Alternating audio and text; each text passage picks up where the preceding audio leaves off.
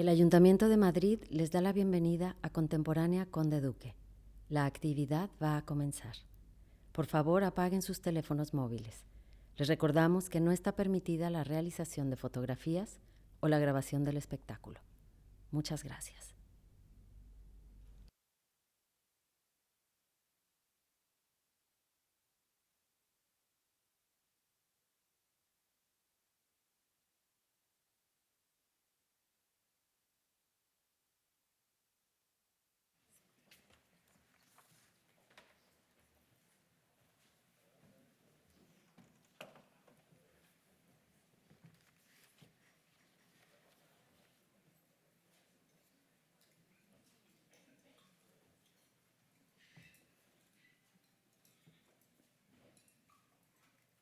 Bueno, yo creo que ya estamos. Ya cuando yo estoy iluminada así fuertemente con ese foco que ustedes no ven, pero yo sí, es que ya vamos a comenzar. Bueno, bienvenidos. Es una alegría ver esta sala tan llena hasta donde yo la puedo ver. He estado muchos meses fuera, así que no he podido acompañarlos en los meses anteriores, así que estoy emocionada de poder estar aquí nuevamente. Mi nombre es Giselle Echeverry y soy la comisaria del área de pensamiento y literatura de este centro cultural. Antes de comenzar les quiero contar un poco qué es lo que hemos preparado para esta temporada, que es la sexta ya y que hoy inauguramos. Y al hilo del paraguas desde el que trabajan todas las áreas del Centro Cultural para los próximos meses, con el título Futuro, no futuro, desde pensamiento ahondaremos en el futuro del que estamos hechos. Vamos a imaginar futuros más amables, luminosos y hasta paladeables, y ese será el propósito con el que los convocaremos desde hoy hasta mayo del año que viene.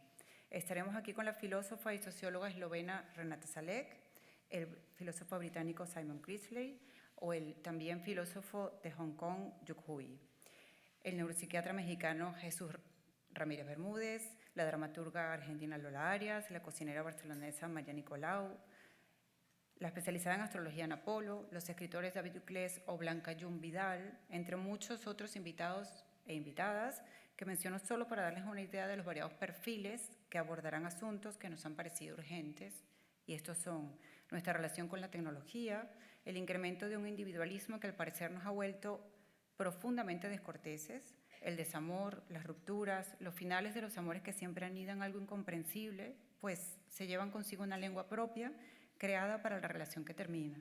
¿Qué comemos? ¿Cómo comemos? Y de qué forma esto determina el modo en que habitamos el mundo, pero también nuestros finales, los cuales además representan, en la mayoría de las ocasiones, los nuevos comienzos. Y por último, la pregunta por la popularidad de lo que elegimos como oráculos en tiempos de incertidumbre, donde destacaremos el uso del ChatGPT, los horóscopos, las predicciones del clima, cada vez más impredecible. Hoy, como saben, estamos aquí con nuestros invitados para hablar del reino de los hongos, porque su existencia nos invita a explorar nuevas formas de colaboración, resistencia y comunicación, sin olvidar los estados alterados de conciencia y experiencias místicas, pero también los usos alternativos, como la creación de los nuevos tipos de infraestructuras urbanas que han inspirado. Así que nos preguntamos qué saben los hongos y qué nos hacen saber sobre nuestra propia existencia. Quien estará articulando esta conversación será la socióloga, traductora y profesora de Historia del Arte y Teoría Crítica, Helen Torres, cuyo trabajo se centra en las relaciones entre política, arte y lenguaje. Destaco dentro de su trayectoria profesional los talleres, seminarios y proyectos artísticos centrados en la obra de Donna Haraway, de quien ha traducido la mayoría de sus obras y a quien conoce personalmente, que le hemos preguntado, ¿has visto realmente a Donna Haraway? Y nos ha confirmado que sí. Está en la búsqueda siempre de formatos narrativos interactivos, marco con el que desarrolló las narrativas sonoras geolocalizadas y que los invito a escuchar en su página web. Y para terminar, quiero comentar que esta nueva temporada vuelve a estar atravesada por la convicción de que el futuro no ha sido escrito todavía, que los caminos que todavía no hemos recorrido no son por ellos inexistentes, que el futuro es algo que hacemos, pero también de lo que estamos hechos, pero también de lo que estamos hechos, y que está en nosotros que sea no solo como lo imaginamos, sino un sitio donde aniden el cambio, la posibilidad, la redención, la vitalidad, el entusiasmo. Y desde ese entusiasmo, en primer lugar, quiero agradecer al nuevo director artístico del Centro Cultural, al escritor Jorge Volpi, por seguir contando conmigo para comisariar este espacio y, por supuesto, como siempre, a todos los compañeros del Conde Duque que con su buen hacer hacen posible que estemos todos aquí hoy. Quien quiera profundizar en el programa, lo tienen todo en la página web y espero que nos sigamos viendo los siguientes meses y muchas gracias.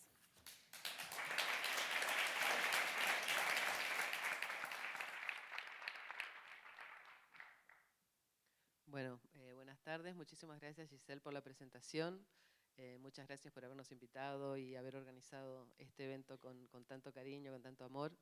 Muchas gracias a todo el equipo de Conde Duque por hacerlo posible. Y bueno, para mí es un honor estar entre estas dos grandes personas, amantes de los hongos y de la vida. Y también me hace mucha ilusión y me da mucha alegría ver una sala tan llena, ¿no?, para un evento que lo que nos está haciendo es invitarnos a pensar en un momento del mundo que no es fácil pensar en medio de tanta guerra, tanto exterminio y tanto genocidio, ¿no? Así que gracias a todas y a todos por hacer posible este encuentro. Primero voy a presentar muy brevemente a mis compañeras de mesa. A mi izquierda tengo a Yasmín Ostendor Rodríguez, que es la escritora del libro Seamos como los hongos, el arte y las enseñanzas del micelio. Ella es investigadora, es curadora, constructora de puentes entre los mundos de las artes, las ciencias y yo diría también la política. Se inspira en el micelio como una metáfora para crear mundos más justos. Ella también es fundadora y directora de la Green Art, ¿cómo se llama? Green Art Lab Alliance. Es de procedencia holandesa y vive en México. Y a mi derecha tengo, a ver si lo pronuncio bien, Nayaf Yeya, bien, que es ingeniero, narrador, escritor, crítico cultural, pornografógrafo, que viene a significar, una palabra que yo la primera vez que la escuchaba, viene a significar una persona que escribe sobre pornografía, pero no escribe pornografía ni la hace. Bueno, eso es lo que dices, no sabemos. De procedencia mexicana y residente en Brooklyn. Así que veis que hemos hecho unos enroques aquí, ¿no? Ahora voy a presentar muy brevemente a cada uno de los libros. Seamos como los hongos, el arte y las enseñanzas del micelio, que he tenido el gran honor de traducir, publicado por Caja Negra. Está basado en conversaciones, investigaciones y experiencias. Esas tres patas son muy importantes en el libro, ¿no? Yo digo que es un libro que huele a bosque. Es un libro que no tiene protagonistas, sino colaboradores, y los colaboradores son las personas que ha ido entrevistando Yasmín y con las cuales después escribe el libro, y también los hongos y el micelio que cita en cada uno de los capítulos. El libro también es parte de un proyecto y está acompañado por talleres, por conversaciones, por comidas, ilustraciones, tiene unas ilustraciones muy bellas, y está localizado en distintos lugares geográficos: Wallmapu, en la Araucanía del territorio chileno; Minas Gerais, en Brasil; Medellín, Chiapas, Barbados. Y está estructurado en 12 capítulos, que son las 12 enseñanzas que Yasmín propone que podemos aprender de los hongos y del micelio, ¿no? No solo aprenderemos con este libro, no solo aprendemos sobre los hongos y el micelio, sino también sobre una gran cantidad de proyectos, como digo, de arte, ciencia y activismo, ¿no? Hay muchas entrevistas también a micólogas. Y bueno, entre otras cosas, también yo creo que es uno de estos libros que nos ayuda a pensar en cómo hacer y cómo escribir y cómo crear desde un lugar que no contemple en el futuro un apocalipsis, ¿no? Luego a mi derecha tenemos a Nayaf, que ha escrito este libro que sí que lo tengo aquí, El planeta de los hongos, una historia cultural de los hongos psicodélicos, que es un ensayo con tintes también autobiográficos y que hace todo un recorrido por la historia cultural de la relación entre los humanos y los hongos, y que empieza este recorrido desde la Edad de Piedra, ¿vale?, hasta el Silicon Valley. O sea que veis que el abanico histórico que recorre es muy largo, ¿no? Es un libro que está construido con los hilos de la ciencia, la imaginación, también diría yo la antropología, la historia, la propia experiencia, el arte, y presenta una serie, ¿no?, de historias que nos viene a contar. Por un lado, profundiza, por ejemplo, en las relaciones que tenían las culturas indígenas, ¿no?, con los hongos, sus rituales y los usos que hacían de los hongos, así también como la represión que sufrieron estos rituales a partir de testimonios de historiadores, de frailes. Y luego también el relato llega hasta el momento actual en que el uso de los hongos se ha extendido, digamos, pero, bueno, como ya he dicho antes, en la civilcultura, el Silicon Valley, pero también las corporaciones, la cultura New Age, las universidades y otros centros de investigación, ¿no? Antes de seguir, quisiera aclarar que este encuentro en realidad no es una presentación de los dos libros, por lo cual van a quedar muchísimas cosas sin decir. Es más bien una conversación, ¿no?, entre personas apasionadas por el mundo fungi y que se encuentran, digamos, en distintas encrucijadas, una de las cuales, para mí, que resalto de los dos libros, es que yo los sentí cuando los leía como un viaje, ¿no?, pero como un viaje sin retorno.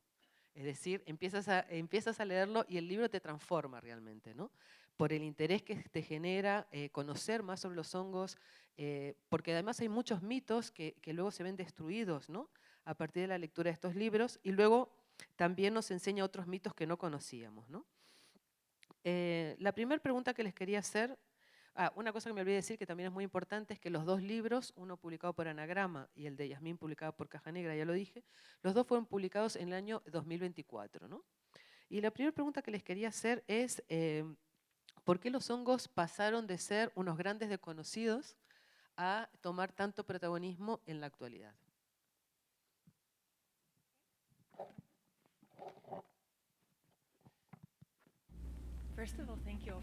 Muchas gracias a todos por estar aquí, gracias por esta fantástica introducción. Entiendo el español, hablo un poco de español, pero ahora mismo no tengo mucho sentido del humor, no tengo tanta personalidad en español, así que para que sea un poquito menos aburrido voy a hablar en inglés. Y está la traducción para las personas que se sientan más cómodas escuchando en español. Así que sí, este boom que vemos es bastante irónico, la verdad. Esta explosión de interés en los hongos, pues sobre todo porque hablo de lo que podemos aprender de los hongos y algunos de los aprendizajes clave son sobre ralentizar, resistirse a la explotación, ser no capitalistas. Y luego lo que hacemos es ponerlos en las tazas y se venden en las cadenas de moda rápida y ahora nos encantan a todos. Entonces por eso me parece un poquito irónico todo.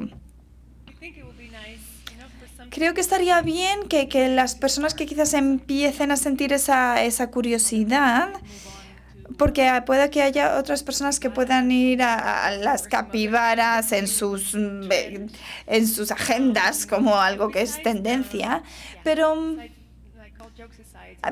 bromas aparte, quitando esa parte de merchandising, creo que de verdad es algo que significa algo mucho más profundo. Significa que estamos buscando algo, que buscamos un significado, buscamos un bienestar, buscamos una sanación.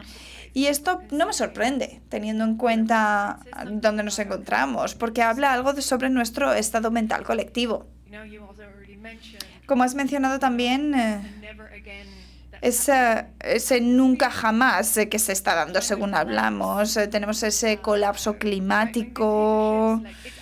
Al final son cosas que cuando lo pienso es un milagro el hecho de que estemos lo suficientemente bien como para estar aquí ahora mismo. La verdad me siento orgullosa de todos nosotros si tenemos en cuenta todo lo que está pasando en el mundo. Así que bueno, sí, en ese sentido tiene mucho sentido que haya este interés creciente. Hay mucha parte que yo creo que es superficial, como hablaba de esta parte de merchandising, etcétera. Pero esperemos que lo que permanezca sea algo, ese interés y esa curiosidad más duraderos. Bueno, muchas gracias por estar aquí. Gracias por la invitación. Yo lo vería primero desde otro punto de vista, porque lo mío está mucho más cerca de los hongos psicodélicos. Lo mío está mucho más cerca de hongos que logran atravesar la barrera hematoencefálica, es decir, afectar nuestras percepciones de una u otra manera. Y para mí se conecta con otros fenómenos, pero estoy totalmente de acuerdo con lo que tú dices. Yo lo vería más como una especie de efecto secundario de la cibercultura. Es decir, a partir de los años 80 empieza a llegar la tecnología a todos los ámbitos. Antes no tenía sentido pensar en la tecnología fuera de ciertas áreas muy restringidas de la cultura. De repente la tecnología empieza a invadir todos los dominios y buena parte de esta tecnología, por azares del destino, estuvo diseñada por gente que tuvo experiencias psicodélicas. Y siento yo que hay una especie de contaminación en la cultura. Algo tiene que ver con el hecho de que la gente que diseñó Internet, que diseñó todos los interfaces que vemos y usamos y ahora son indispensables en nuestras vidas, tienen esa esencia de alguien que se metió LSD, que se metió hongos, que se metió ketamina.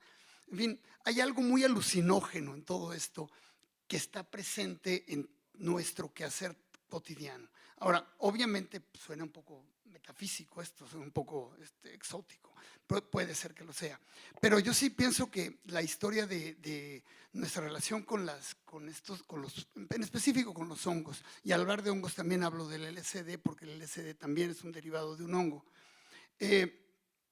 tiene que ver con una asimilación de la cultura popular, que pasa de ser algo transgresor, de rompimiento. La cultura popular, especialmente el rock y ciertas manifestaciones que tienen que ver con esto, con esta disidencia, y que de repente se van asimilando, absorbiendo dentro de la cultura, se van convirtiendo en algo totalmente normal y cotidiano, y dejan de ser algo que estaba del otro lado de la cultura, en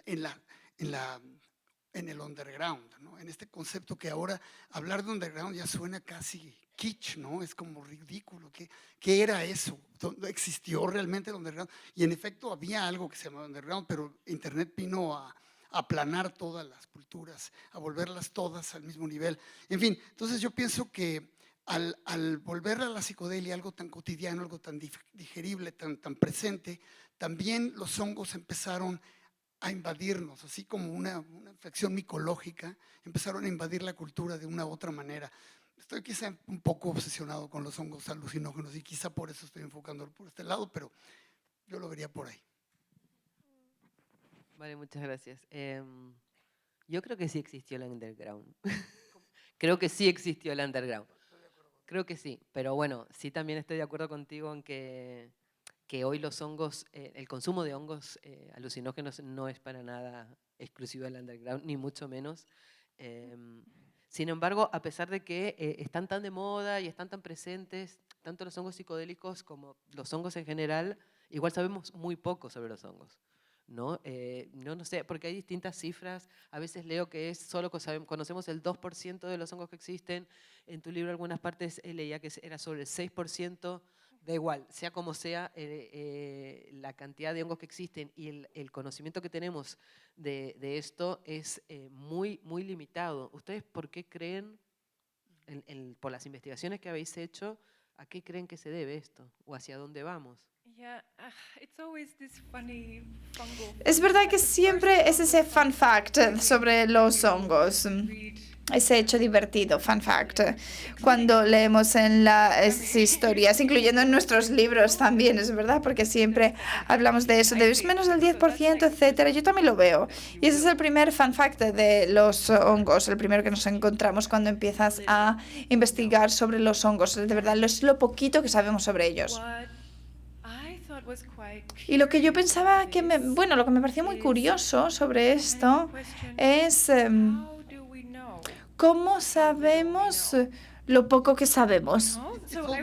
Claro, me pareció muy confuso. ¿Cómo sabemos que no conocemos a ese 90% de los hongos? Y esto para mí también fue parte de mis entrevistas con los micólogos y las micólogas.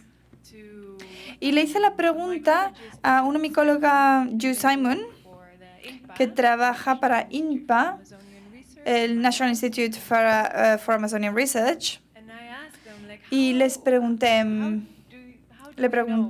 pero ¿cómo sabemos lo poco que sabemos? Y la explicación fue que había dos cosas. Bueno, lo primero era que la velocidad a la que estamos descubriendo ahora mismo, sabiendo esto, con esto podemos hacer un poco una proyección, dependiendo de cuántos hemos descubierto en los últimos años, y esto significa que se puede hacer un poco, calcular como una expectativa, lo que cabría esperar. Se puede predecir. Pero luego hay algo más que va relacionado al hecho de que tenemos la tecnología, tenemos esa secuenciación para reconocer lo que pensábamos que eran la misma especie, pero luego eran diferentes, porque vimos que había diferencias. Y otra cosa que me pareció muy interesante en su respuesta es que sí, pero esto es lo único que son nuevos para la cultura occidental. Entonces, claro, hay mucho conocimiento que ya estaba ahí. Lo que pasa es que era un conocimiento indígena. Entonces, no formaba parte de nuestro saber. Y esto me parecía muy interesante. Una cosa que me gustaría añadir también, porque es algo que supe, porque me lo contó otra micóloga de Katricia Cation. Me dijo, bueno, mucha parte de mi conocimiento viene de otras personas, eso lo quería aclarar. Y bueno, ella me dijo que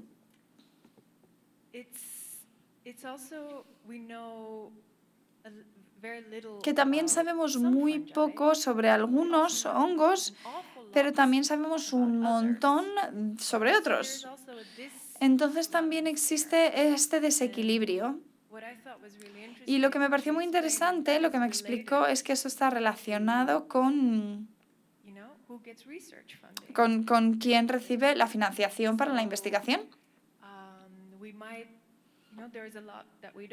Hay muchas cosas que no sabemos y a lo mejor sabemos mucho sobre los chytrids, porque hay algunos que matan muchas ranas. A lo mejor no sabemos otros sabemos también sobre alguno que es patógeno, que afectan a los cultivos. Entonces existen incentivos para conocerlos y así hay una financiación para estudiar estos hongos. Y estos incentivos vienen sobre todo por parte de la agricultura, de la industria agricultural. Entonces también lo que sabemos viene informado por lo que se financia. Y creo que esto, a mí me pareció muy impresionante, porque esto no solamente se aplica a los hongos, sino a muchísimas cosas.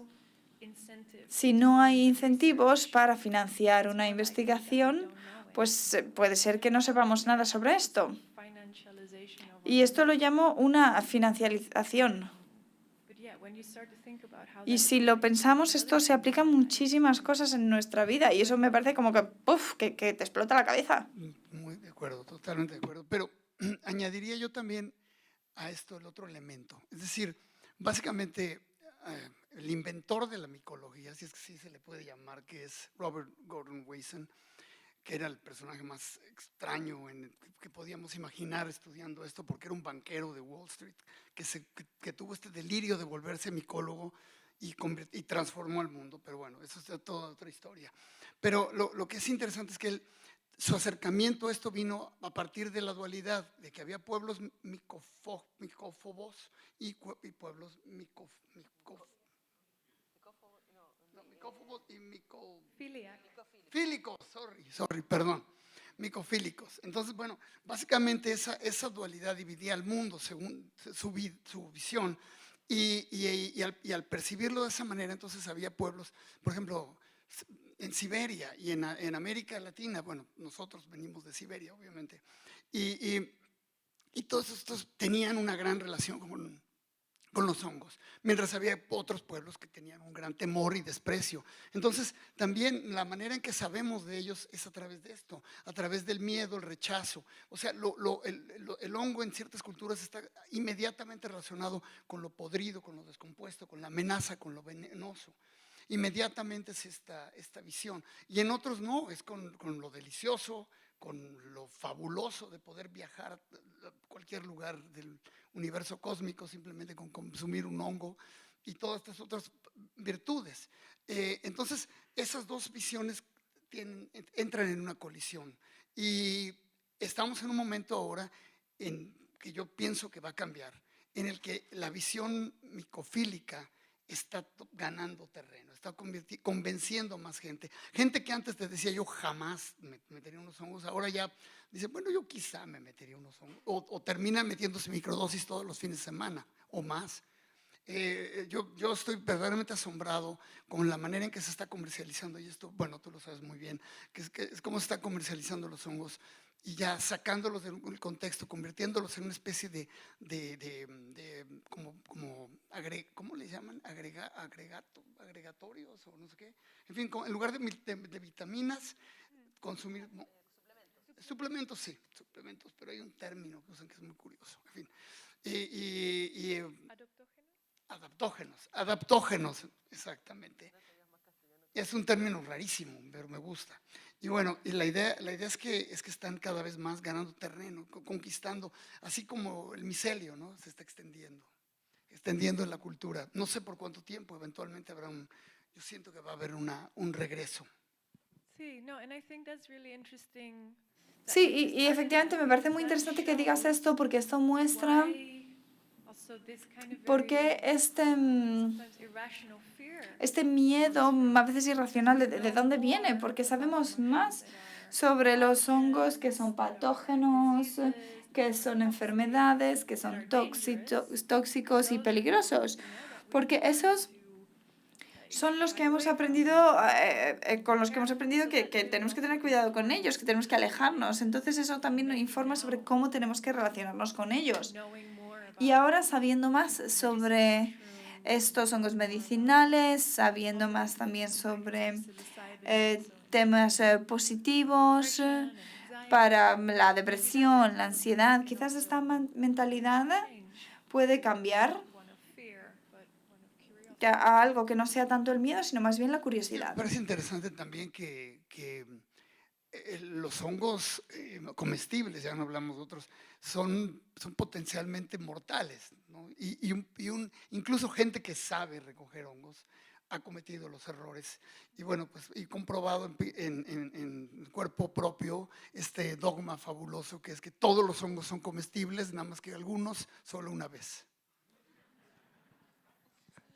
A mí, leyendo vuestros libros, también me pasó me fascinó otra cosa también, que es la cantidad de conocimiento amateur, ¿no? La cantidad de gente que de repente se mete a ser micóloga, ¿no? O empieza a estudiar los hongos, y eso cómo produce este conocimiento amateur motivado por la curiosidad y la fascinación, ¿no? Que provocan los hongos, es un saber interdisciplinario, ¿no? Porque uno va aprendiendo viniendo de otras disciplinas, ¿no?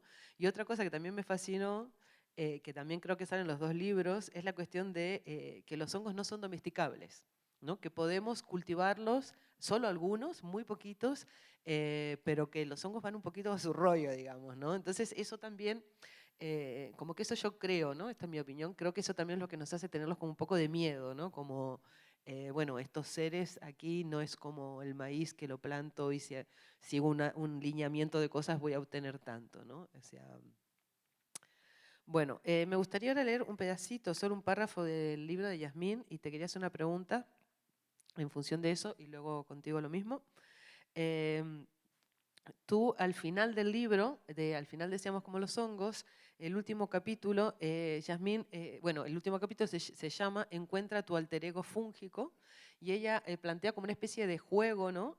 Que nos invita a buscar cuál es nuestro alter ego de los hongos, ¿no? Yo esto lo entendí o lo interpreté como una especie de construcción del otro como el enemigo, ¿no? Y más bien entenderlo como un colaborador o un posible amigo, ¿no? Y creo que apuesta un poco por esta cuestión que, bueno, por la simbiosis, ¿no? Y por lo que Haraway llama simpoiesis, ¿no? Que quiere decir que ningún ser se hace a sí mismo, ¿no?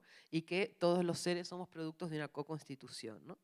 Entonces tú ahí en ese capítulo dices, mi maestro fúngico resultó ser un micelio, específicamente un micelio micorrícico. Me di cuenta porque siempre había trabajado y pensado en red, pero nunca había encontrado las metáforas adecuadas ni los términos para describir esta experiencia. Entonces yo te quería preguntar de qué manera el micelio te sirve como modelo para el trabajo en comunidad que tú haces, ¿no? Yeah.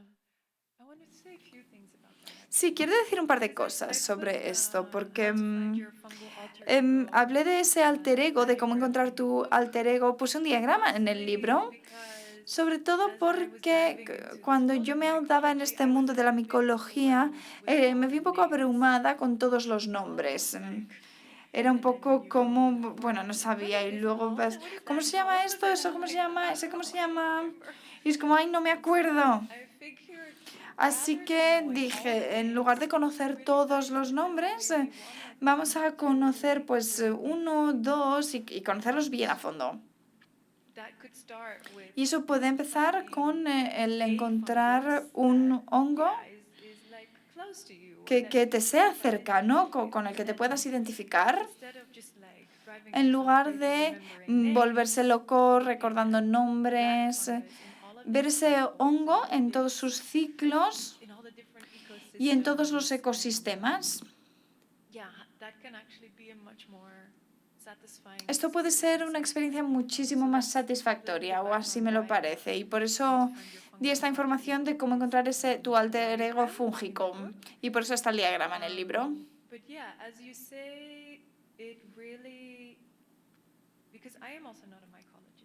Yo tampoco soy micóloga, yo vengo del mundo del arte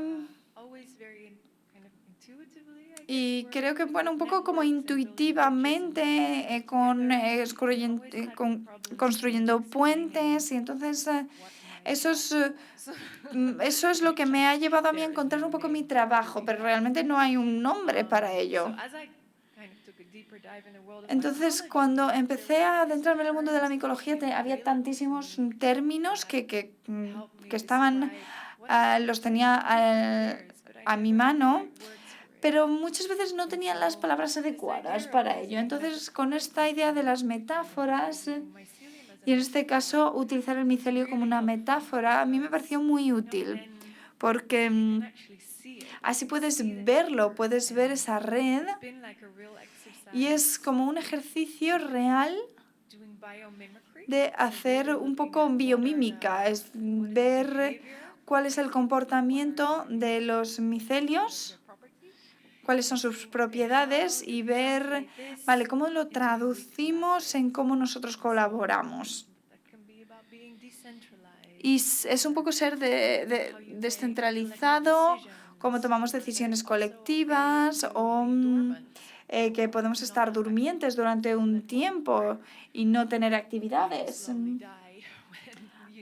hasta que se muere uno lentamente si hay nutrientes en otro lado, si no hay nutrientes en otro lado. Entonces es un poco unos aprendizajes, conocer algunos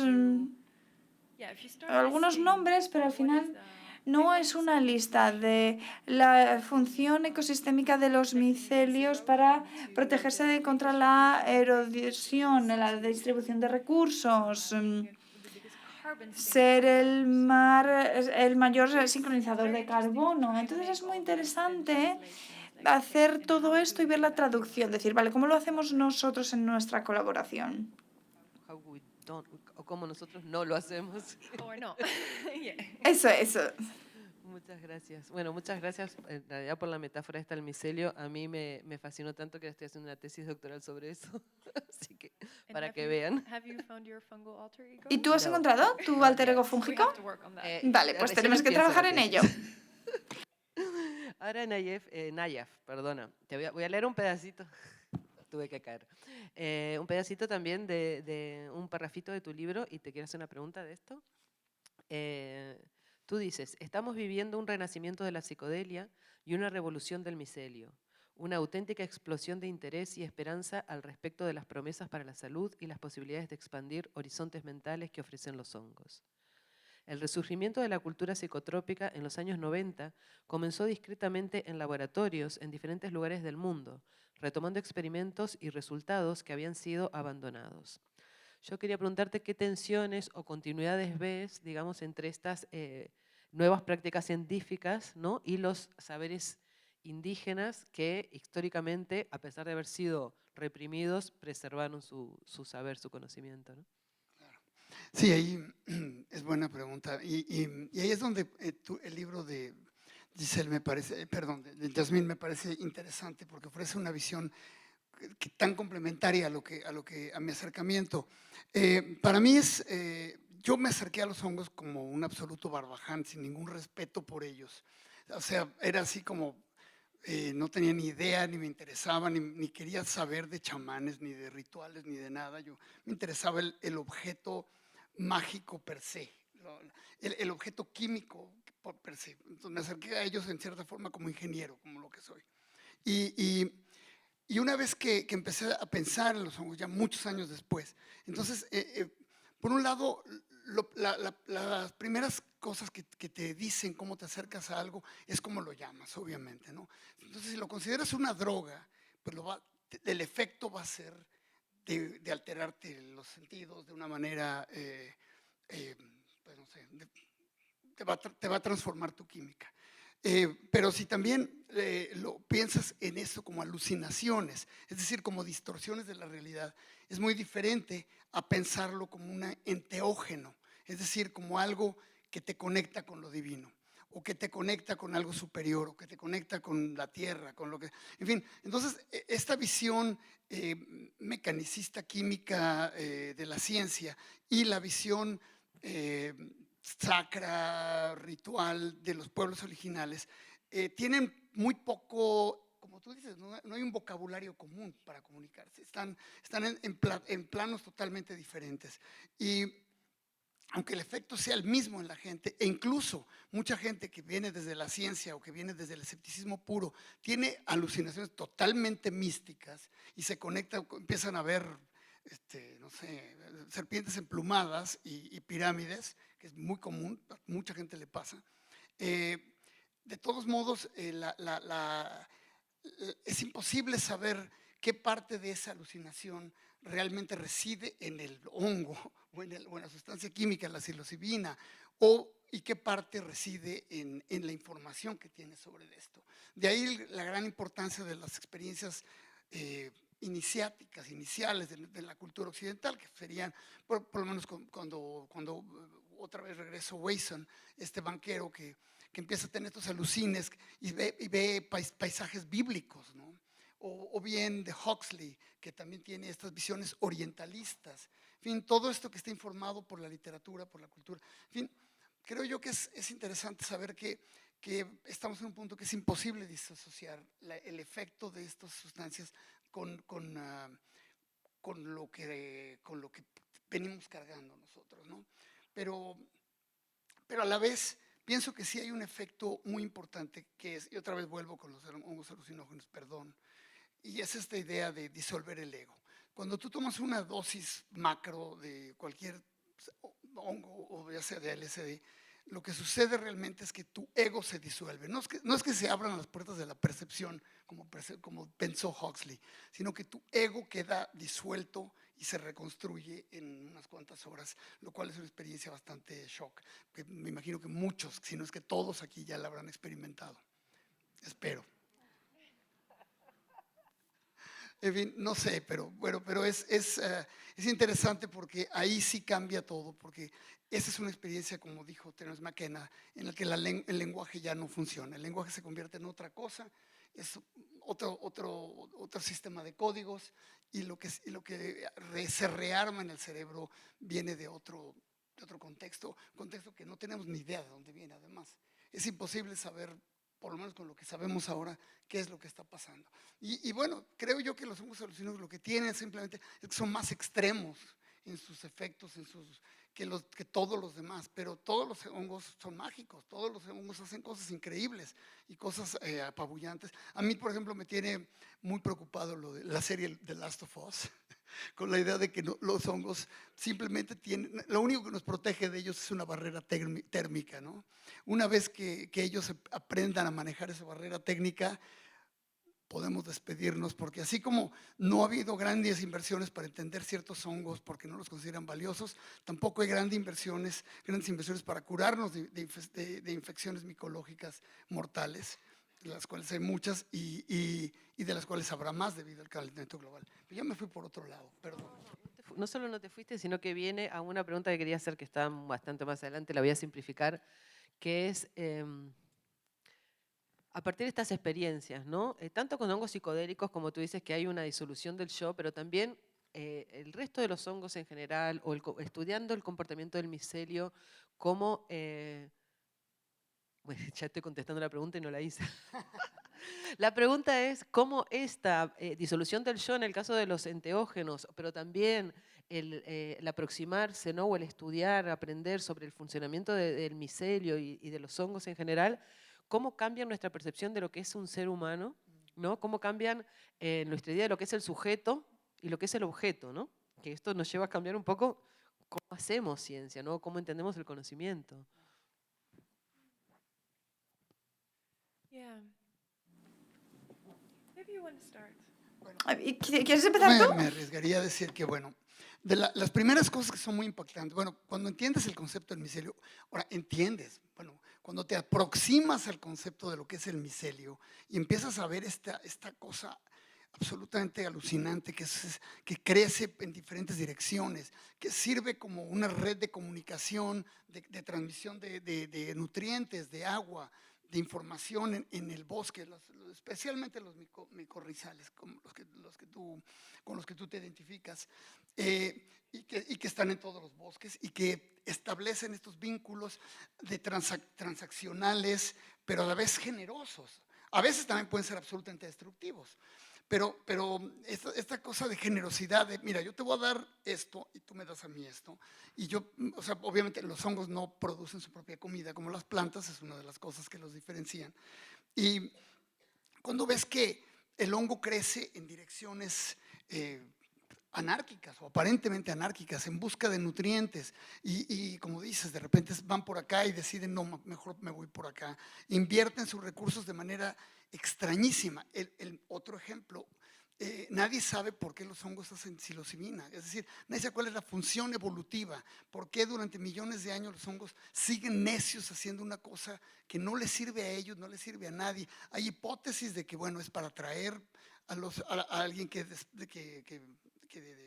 ¿cómo se dice? Spread, que distribuya las esporas, o bien es una protección contra los depredadores o contra otros animales que los destruyen. Todo eso no responde a las preguntas.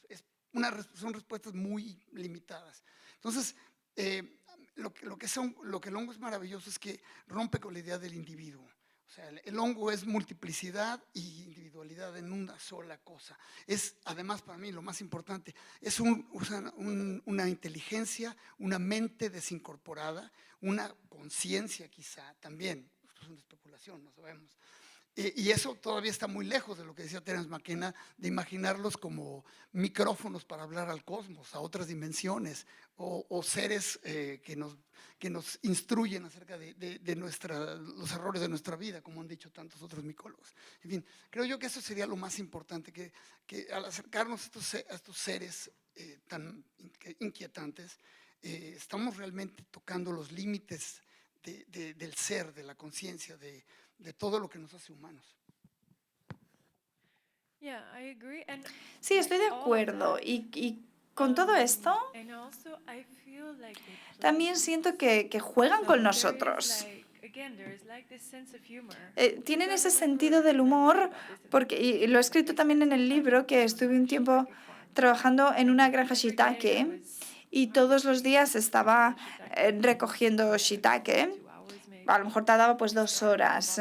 Empezaba con la parte de abajo y luego iba hacia arriba y cuando acababa tenía ya mi cesta llena de shiitake y miraba y habían más, había nuevos que habían salido. ¿Y dónde habéis salido? Y esta es una sensación y muy interesante, era extraña, pero cuando vas al bosque tienes esas expectativas y tienes una cesta súper grande porque seguro que encuentras un montón, pues no encuentras ninguno. appear. It's only no when aparecen. your approach, is more humble. Entonces tienes que ir como de una manera un poco más humilde, tienes que ser paciente Hongojos, as I call them, or y tienes esos antenas. hongojos. A mí me gusta la palabra hongojos, como si estuviéramos antenados. Ahí es cuando los encuentras, cuando tienes esos hongojos.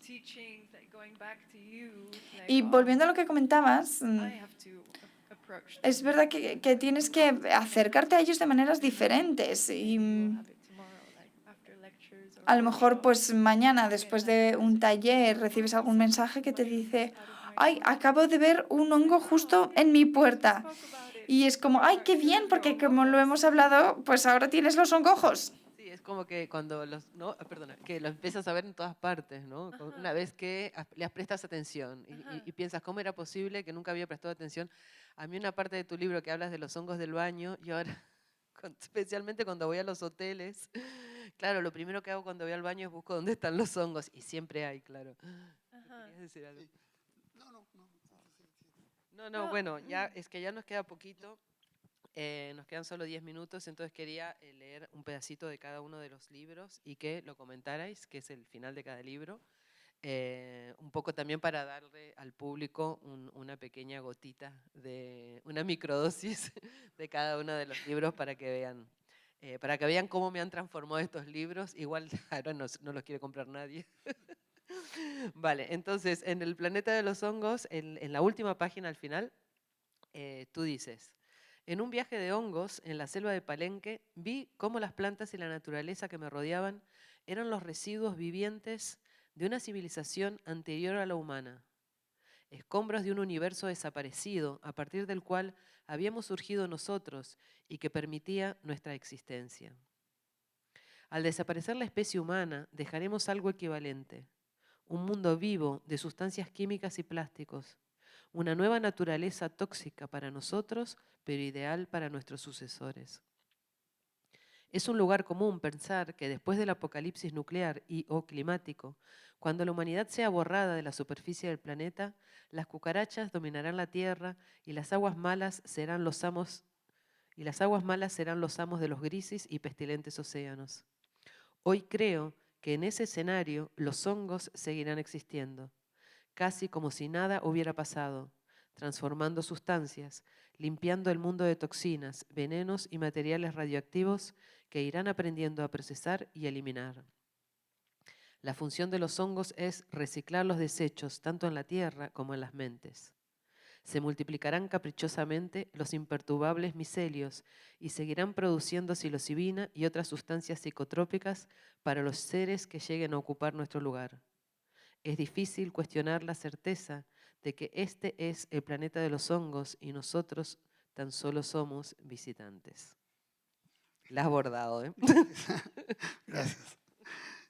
Bueno, sí, es para mí algo tan inquietante imaginar que estos organismos extraños, que no son plantas, no son animales, son otra cosa, puedan mimetizar los neurotransmisores. O pueden producir estos neurotransmisores que llegan a nuestro cerebro y engañan, nos hackean el cerebro. Tengo que confesar que eso fue lo que a mí me atrajo a escribir de esto. Yo llevo escribiendo de tecnología los últimos 30 años de mi vida. Entonces, al ver este aspecto tan tecnológico del hongo, de poder hackear nuestra mente por un tiempo, apropiarse de los controles, tripularnos el imaginario, me pareció absolutamente maravilloso. Y luego, al imaginar el micelio como internet, dije, bueno, pues ya, o sea, ¿qué más señales queremos, no? Esto es como la historia del tipo que está esperando que lo salve Dios en una inundación y sigue pidiendo, Dios, sálvame. Y entonces llega una lancha y dice, vente, ya estamos aquí. Y entonces dice, no, yo estoy esperando que Dios me salve. Y llega un barco y también le dice, no, gracias, estoy esperando que llegue Dios. Y entonces obviamente se ahoga y cuando llega al cielo dice, cabrón, ¿por qué no me salvaste? Y dice, te mandé un barco, te mandé una lancha. ¿Y qué más querías? Así estamos con los hongos. Exactamente. Todas las señales las tenemos ahí. En este tiempo de horrores y de atrocidades, creo que es lo único que nos da un poco de optimismo, que hay otras realidades posibles, porque esta que tenemos realmente ya está para dejarla abandonada. Gracias, gracias. Vale, ahora te toca a ti. También voy a leer una parte del final del libro, ¿vale? Y me la comentas un poquito, ¿ok? Si algo me quedó claro es que los hongos merecen que les demos más importancia. Mi prestar atención se transformó en una intención y empezó a dar forma a mis pensamientos y mis decisiones, lo que desencadenó un cambio profundo en mi manera de actuar. En lugar de intentar responder preguntas, empecé a vivirlas. Algunas son preguntas existenciales sobre el inminente colapso ambiental, sobre la injusticia social, la muerte y la violencia, sobre el final de la humanidad. Un mundo saludable para humanos e inhumanos se me antoja demasiado lejano. Alexis Shotwell escribió unas bellas palabras. Practicamos el mundo que aún no existe en el presente y en esa práctica lo hacemos probable. Es exactamente lo que hacen los hongos con sus enseñanzas y lo que podríamos estar haciendo. Abracemos sus enseñanzas como posibles puertas de entrada a nuevas perspectivas sobre cómo podríamos vivir. Vivamos las preguntas y seamos como los hongos. Otro bordado. Yeah, I mean, for me, Para mí it helped a lot me ha ayudado to mucho think about not trying to pensar en answer el no all intentar responder todas las preguntas en la but vida, sit the question. sino más bien vivir esas preguntas. Also to accept Y that también there is aceptar no, que, like, there isn't always an answer and there isn't que, always que a no siempre hay solution. una By respuesta, no siempre hay una embracing solución, the sino que questions and living abrazando those esas respuestas y questions, esas preguntas, we are, y viviéndolas, like what Alexis Shotwell says, como lo decía Alexis Scholl, by living the questions and viviendo by las preguntas being in that world, y we are estando making en that el world. mundo, estamos We are haciendo getting ese there. mundo, estamos llegando a donde Been very queremos inspired llegar. actually by A mí me the inspira work mucho también el of trabajo Alexis Shotwell, de and we were Alexis also in Shotwell, conversation que también a while hablábamos en la ago, conversación, ¿no? where, yeah, there is a little bit of acceptance Hay un there. poco de We're aceptación, starting, estamos her book is empezando, called, well, one of her books uno de is sus called libros se llama Against Purity, Against Purity, contra la pureza, on living ethically in compromised para vivir times. en tiempos comprometidos, o living on compromised times. Y se trata un poco de empezar de esa toxicidad, se parte de ahí, de la realidad en la que nos encontramos. Y partimos de lo que se llaman las ruinas, el capitalismo. Y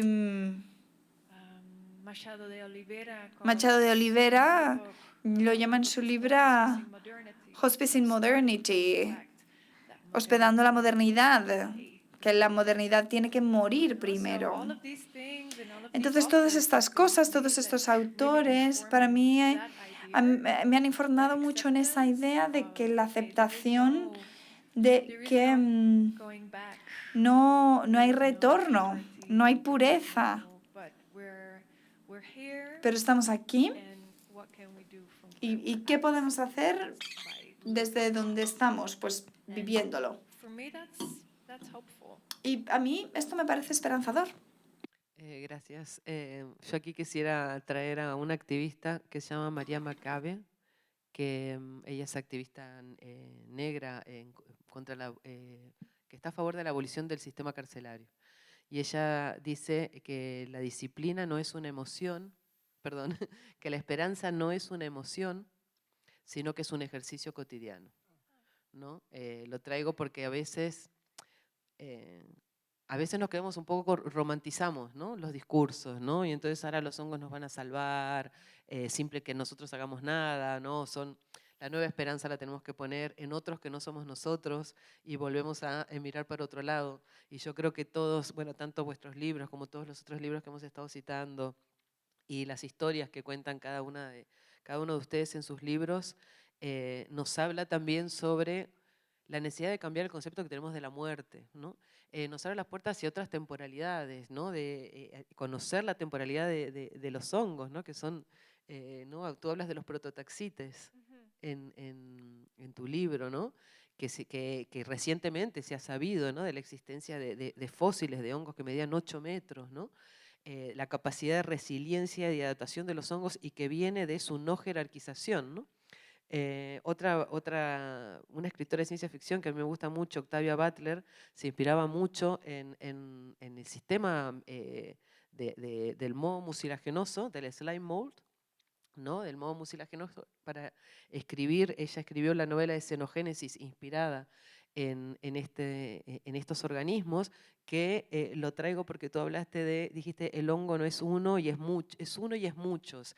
Y ella se inventó un pronombre para esto que era itselves, que era como multiindividuales, ¿no? Como organismos que están separados, pero que se juntan y que se mueven juntos en la búsqueda de alimento, y en la búsqueda de alimento se mueven juntos y resuelven problemas, resuelven laberintos, toman decisiones en conjunto, ¿no? Y yo tomo un poco por ahí, ¿no?, las enseñanzas de los hongos, y traía la cita esta de la esperanza para tomarlo como un trabajo, ¿no? No como otra vez un mirar para otro lado, ¿no? Bueno, sí, ya son las 8, nosotros nos hemos comprometido, a pesar de que yo estoy haciendo un esfuerzo increíble por cortarme la lengua y no decir todo lo que quiero decir, para que el público pueda hacer preguntas, comentarios, porque como ya he dicho, hemos hecho como pinceladas un poco de los libros, pero bueno, que hay muchísimo, muchísimo por seguir conversando. Entonces les invitamos a... Va a haber un micrófono por ahí, ¿no es cierto? ¿Sí?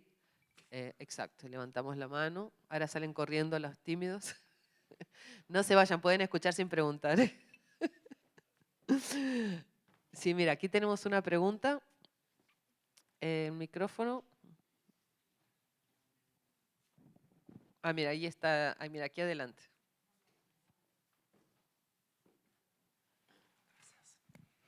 Hi, thank you for this amazing conversation. Muchas gracias por esta conversación. Tengo una pregunta para Yasmin sobre el descubrimiento que tienes, si puedes compartir con nosotros, y la conexión entre el arte y esta pasión que tienes por los hongos y el trabajo que estás haciendo en Green Art Lab Alliance, porque me parece muy interesante. Me gustaría saber más sobre esto. Muchas gracias.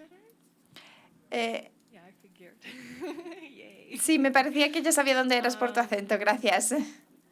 Yeah, I mean that little anecdote about like. Una pequeña anécdota de lo que comentaba de los shiitake cuando estaba en la granja cerca de González. And it's Mantiquera Mountains is a beautiful place. Es un sitio muy bonito, Mantiquera, Shiitake grows so well donde crecen there. los shiitake.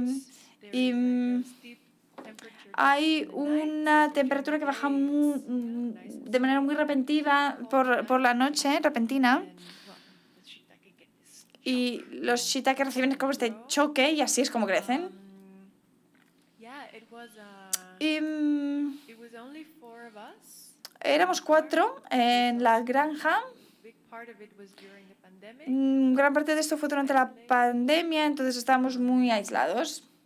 And how I got to that Y place, cómo llegué a ese lugar, pues es también interesante porque I didn't know about them. yo no los conocía. Friend.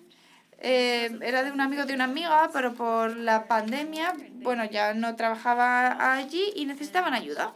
No one was going to. Y nadie se iba a ir a Brasil durante la pandemia. So I did my. Entonces yo hice mi cuarentena y luego me quedé allí.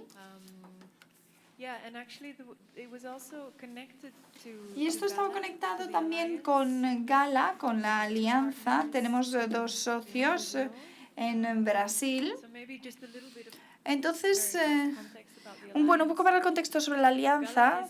Gala es una alianza de conocimiento de 18 organizaciones que ha crecido despacio durante estos años. Empezamos en 2012. Y es una alianza de conocimiento en el sentido en el que somos muy miceliosos. Tenemos recursos, nos gusta la solidaridad, nos ayudamos los unos a los otros cuando hace falta ayuda, pero no hacemos proyectos por la productividad.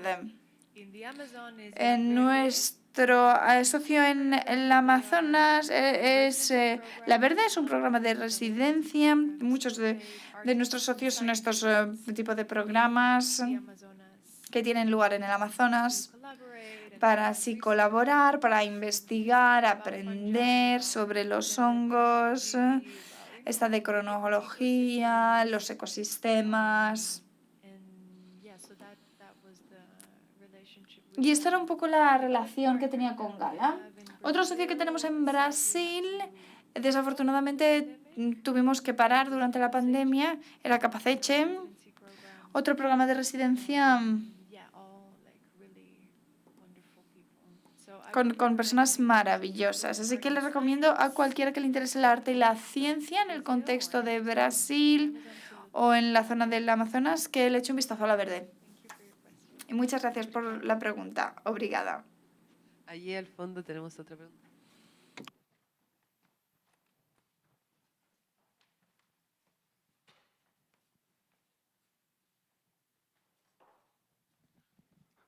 Hola, gracias por este espacio.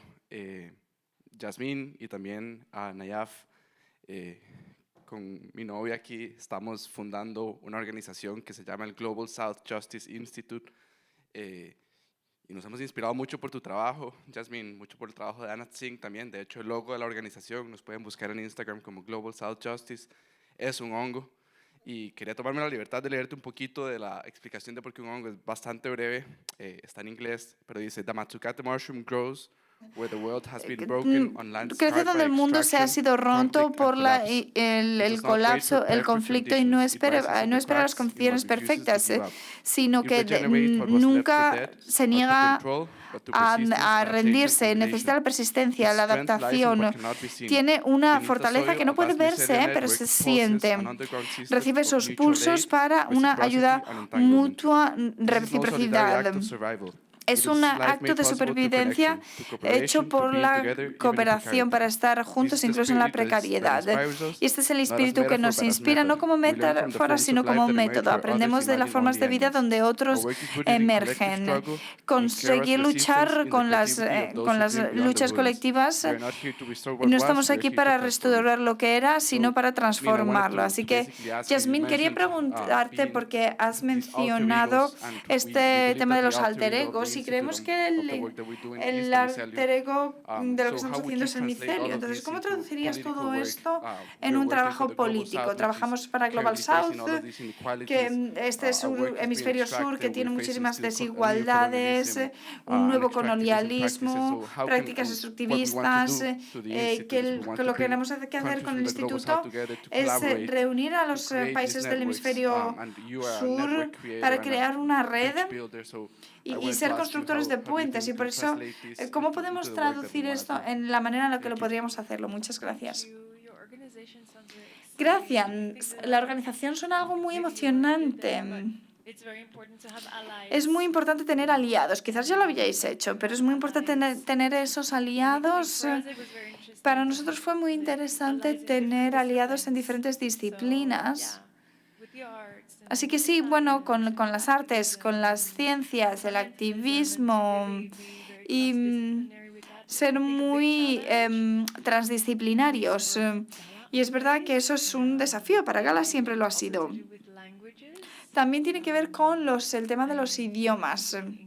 Yo estoy hablando aquí ahora mismo inglés, pero es muy importante tener los diferentes idiomas que estén disponibles y no solamente los idiomas reales que hablamos, sino también darnos cuenta de que hay diferentes disciplinas y en las diferentes disciplinas hablamos diferentes idiomas y esto suele ser un desafío cuando eres del mundo del arte. Es como, bueno, puedo utilizar todas estas palabras y luego la otra persona en la sala es como, me siento excluido por las palabras que estás utilizando. Así que no hay que ser tímidos para explicar términos quizás que estamos utilizando, lo que significan, con diferentes contextos. Por ejemplo, la sostenibilidad puede ser algo muy diferente, significar algo muy diferente para una organización en Londres de lo que puede ser para alguien en otra punta del mundo. Entonces hay mucha de esta terminología que están un poco como voloteando para las diferentes personas, sí.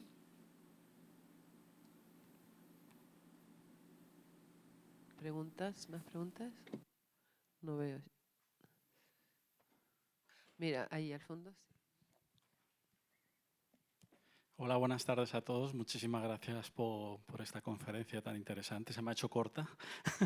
Imagino que a muchos les pasará también. Y bueno, a mí me gustaría preguntaros si creéis que la psilocibina es un precursor de la consciencia. Es decir, podemos encontrar otras sustancias o neurotransmisores en otras plantas como el GABA, el glutamato, el dimetiltriptamina.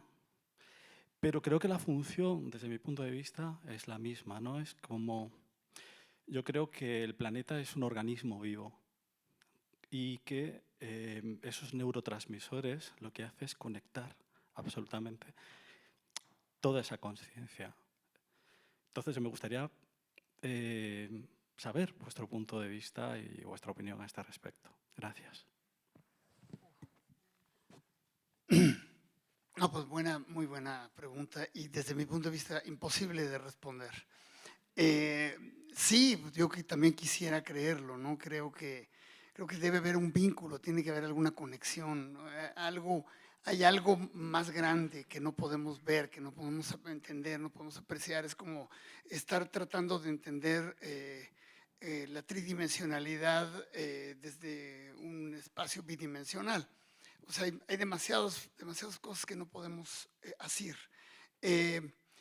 Insisto, el hecho que sea tan misterioso que haya neurotransmisores o estos impostores de microtransmisores creados en un cuerpo no animal es bastante intrigante. Debe haber alguna explicación, debe haber alguna lógica evolutiva, tiene que responder a alguna serie de requerimientos para que esta planta, para que estos seres pudieran desarrollarse, sobrevivir, mantenerse y neciamente seguir con ese mismo modelo millones y millones de años después.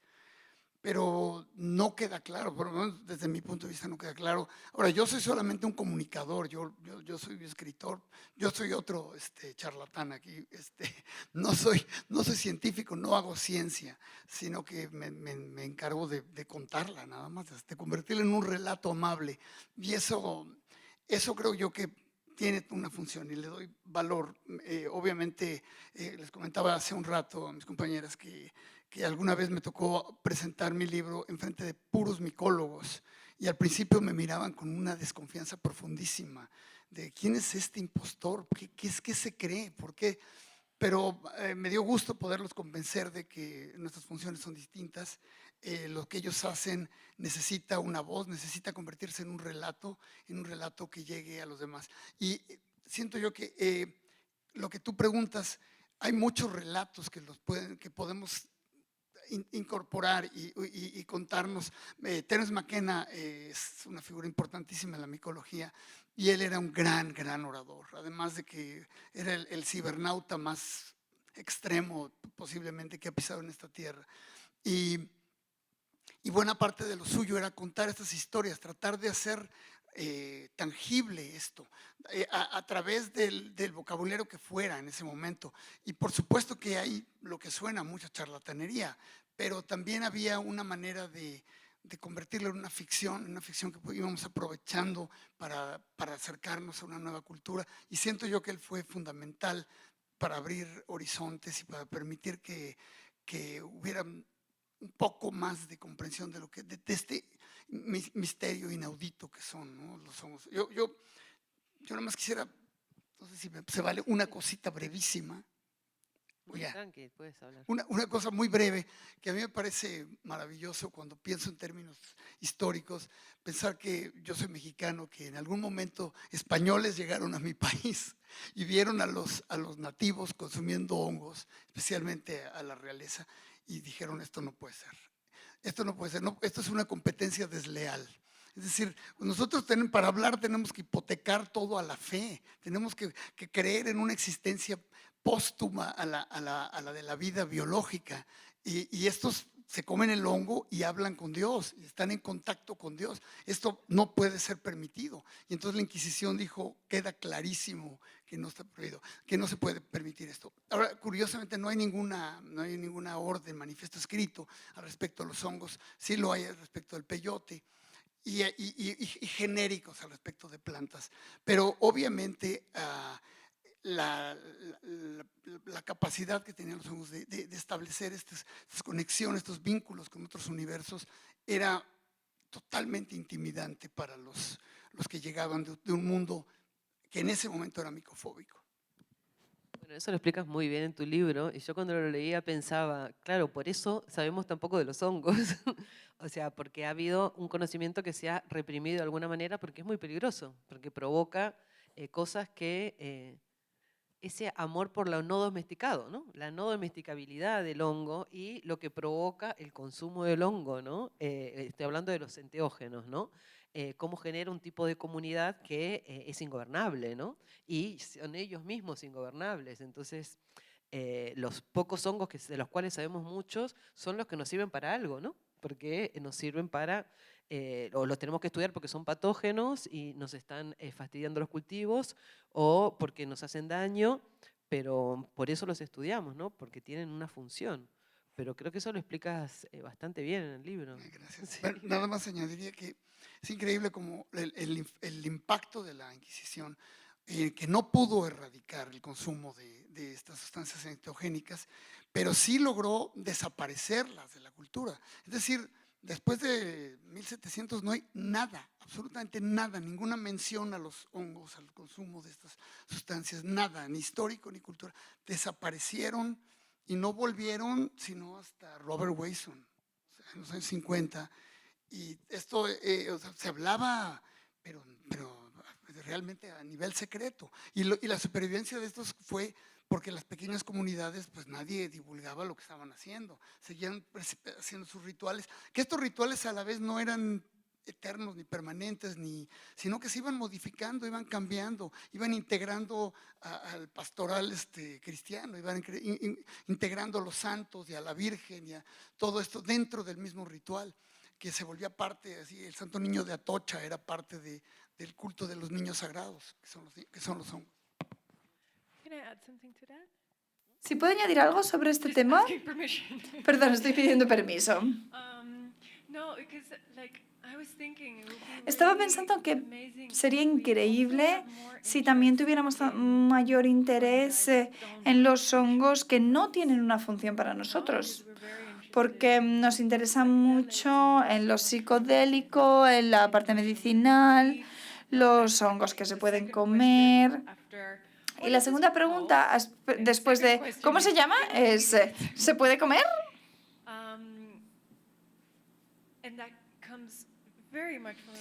Y esto viene de una perspectiva de qué es lo que esto puede hacer por mí. Y creo que sería muy interesante también tener una mayor curiosidad, un poco algo intrínseco que con los hongos que encontramos, la función ecosistémica que quizás no esté relacionada, pero dejar un poco marchar esa idea de que son para nosotros, de que hacen algo por nosotros. A mí también me parece uno de los aprendizajes que comparten con nosotros, que nos aportan. Hay una pregunta porque yo me estoy enrollando aquí. ¿Hay más preguntas? Sí, mira. Aquí adelante.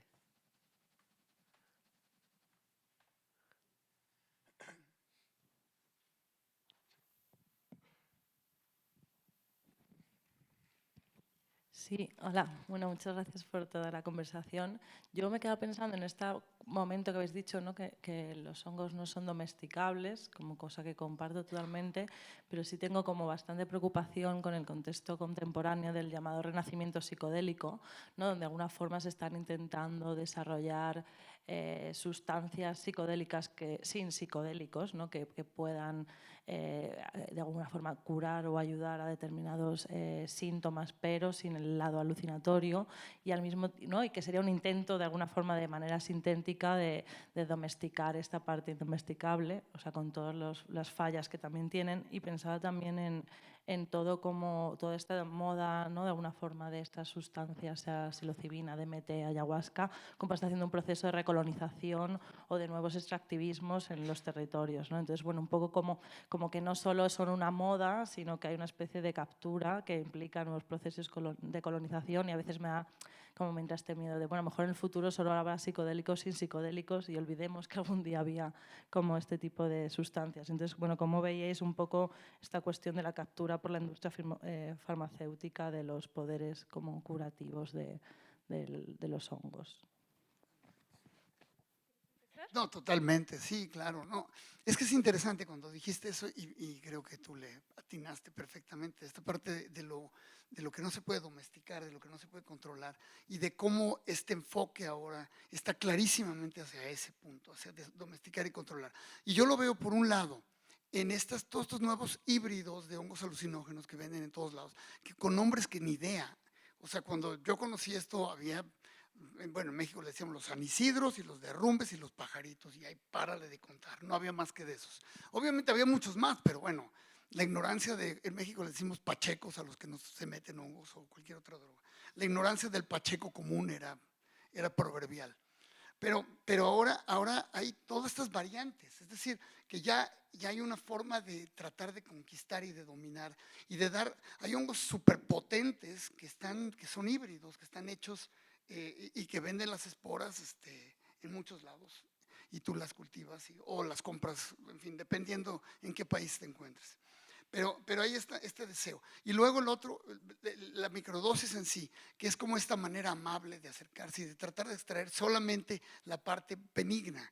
Pero obviamente cuando tú estás comiéndote unas microdosis ahora, sabes que lo que sigue es que vas a abrir un botecito con una marca así como Pfizer o AstraZeneca, y vas a meterte tu astrodosis de hongos, porque para allá vamos. Es decir, el enorme interés que hay ahora en todos estos festivales micológicos en el mundo es de las farmacéuticas y de otros corporativos que ven en esto una gran mina de oro, una gran mina de domesticabilidad.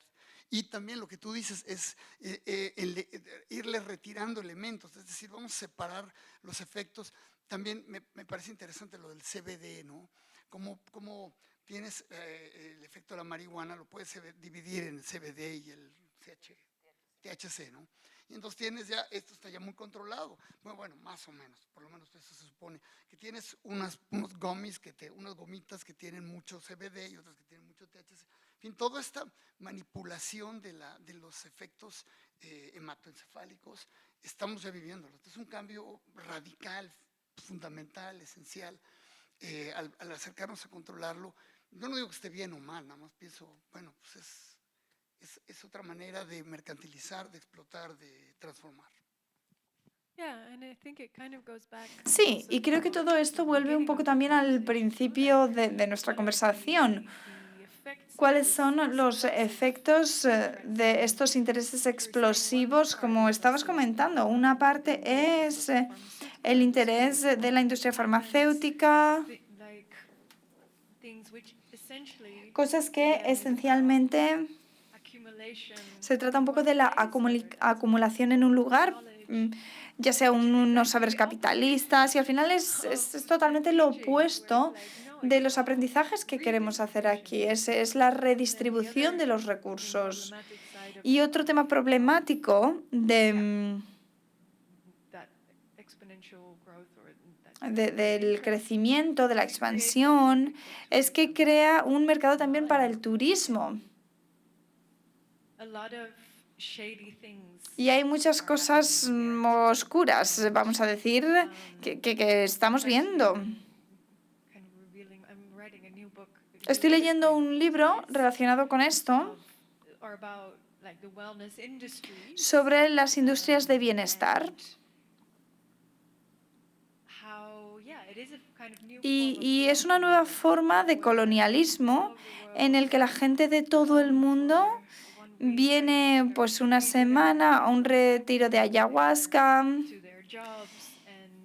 para luego volver a sus trabajos y no sé, yo los llamo unos curadores de curanderos de mañana o que ven ahí, son unos oportunistas del mercado. Entonces, aunque el interés sea real,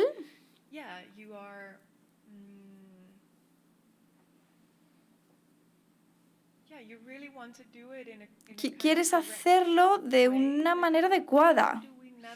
¿Cómo podemos navegar el estar interesados en unas prácticas que son ancestrales, que son culturales, pero que no son realmente nuestras? Es precioso el tener ese interés, pero ¿cómo navegamos esos mares? Lo he visto con el tema de la ayahuasca. Si vemos la industria mayor, también se aplica el yoga. Entonces, al final es un espectro completo. Entonces, cuando algo se saca de su contexto original, también puede llegar a ser una forma de explotación, una apropiación cultural. Entonces, aunque no creo que sea malo per se el que busquemos algún tipo de cura, de estar bien, sí que tiene una responsabilidad y que eso muchas veces se relaciona con las relaciones que tenemos con ese lugar, con esa persona, más que con la transacción, porque estas cosas no pueden ser una simple transacción. Así que sí, creo que es un tema muy, muy importante el que comentas. Sí, yo no sé si hay tiempo, pero rapidísimo. Rapidísimo, yo diría. ¿Qué mejor ejemplo de apropiación que una de las cosas que lo primero que pasó, una vez que apareció, que era claro que sí había hongos alucinógenos en la Sierra de Oaxaca, en México? ¿Qué fue lo primero que hizo la cultura occidental? Fue que la CIA creó el programa MK Ultra para, como dirían en inglés, weaponize esto, ¿no? Para convertirlo en arma, para utilizarlo para eliminar enemigos, para suero de la verdad, para controlar mentes, para baños de cerebros, sí, los lavados de cerebros, en fin, todo eso. Entonces, eso fue el primer gran enfoque, ¿no? ¿Y qué pasó? Fue un absoluto fracaso, hasta donde sabemos. Pero ese era el gran impulso. O sea, la primera cloaca que destapó Weyson al mostrarle al mundo que existía María Sabina y el pueblo de Huautla fue atraer a este turismo, el turismo criminal de la CIA. Y luego al otro turismo, el turismo hippie, que son los predecesores de todos estos turistas psicodélicos de ahora, que es una nueva epidemia, obviamente. Ahora mucha gente vive de eso y no sentirían nada contentos de que yo lo llame una epidemia, pero uno de mis mejores amigos del mundo de la psicodelia y de mis experiencias psiconáuticas abrió un centro, un retreat así holístico en México y le va súper bien y sus clientes son gringos que llegan y se pasan 4 días y entonces el primero es me voy a meter peyote, el siguiente me voy a echar sapo, el otro hongos y pues voy acabando con DMT, ¿no? Y tú dices, ¿cómo en 4 días te vas a meter drogas que te cambian la vida? 4 cosas que en sí mismos son absolutamente transformadoras. ¿Qué clase de experiencia va a ser? ¿Cómo se va a sumar eso? Será muy interesante la antropología de este turismo exotista. ¿Hay alguna última, pero ultimísima pregunta?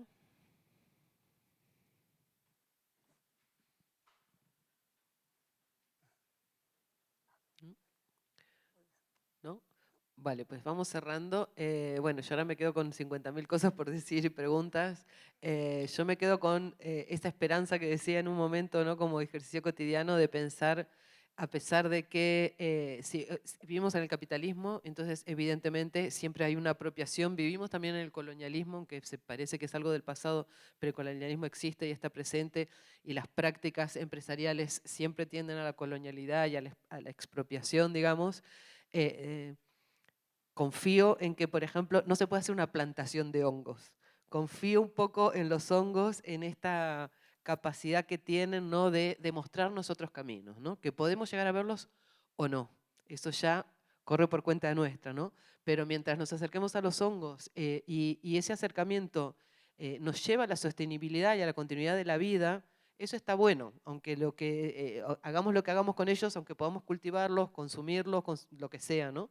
Lo terrible es intentar apropiarse una vez más, ¿no?, de algo que no nos pertenece, sino que está ahí, que no quiere decir que nos pertenece, y destruirlo y ayudarlo, ¿no? Y ayudarlo una vez más a seguir destruyendo la vida y el planeta.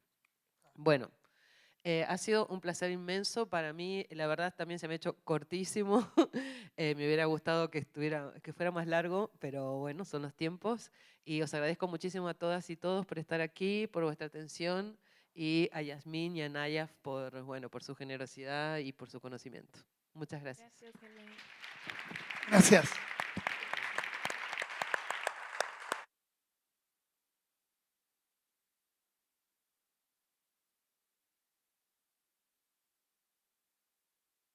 Muchas gracias por su asistencia. Esperamos recibirles de nuevo muy pronto.